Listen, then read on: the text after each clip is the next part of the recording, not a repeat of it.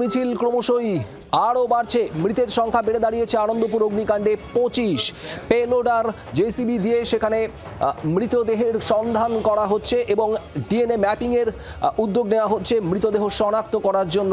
যে সমস্ত দেহাংশ ইতিমধ্যেই উদ্ধার হয়েছে সেই সমস্ত দেহাংশগুলো ডিএনএ ম্যাপিং ফরেনসিক টেস্ট হবে। এরই মধ্যে আরও 2 দেহাংশের খোঁজ।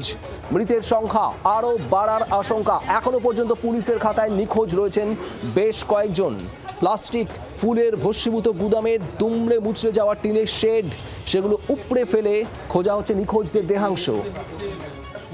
অয়ন ঘোষাল আমাদের প্রতিনিধি রয়েছেন আমাদের সঙ্গে। অয়ন, আরও 2 দেহাংশের খোঁজ মিলল, ঠিক কি আপডেট? দেখো, সকাল থেকে আমরা বলছিলাম যে ওই প্লাস্টিকের যে ফুলের গ্রাউন্ড, তার ওপরের যে টিন, এই টিনটা এমন ভাবে আড়াআড়ি মাথার ওপর থেকে একদম নিচ অব্দি ঢেকে দিয়েছিল যে সেখানে ঢুকে দেহাংশ খুঁজে বার করার কাজটা কার্যত অসম্ভব হয়ে পড়ছিল। এবং সেই কারণে আজকে ঘড়ির কাঁটায় ঠিক সকাল 10:10 সেখানে একাধিক বড় বড় মেশিনারিজ ঢোকে।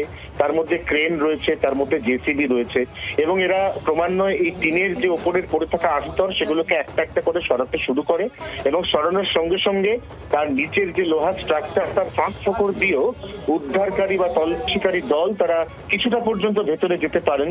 এবং সেই অবস্থায় আজ সকালে, বলা ভালো সকাল 11টাতেও যে ডেথ টোল ছিল 23, তার এই সময় বেড়ে দাঁড়ালো 25।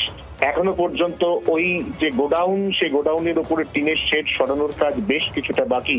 অতএব নিঃসন্দেহে মৃতের সংখ্যা যে আরো বাড়বে এমন আশঙ্কা একেবারেই উড়িয়ে দেওয়া যাচ্ছে না। শুভদীপ।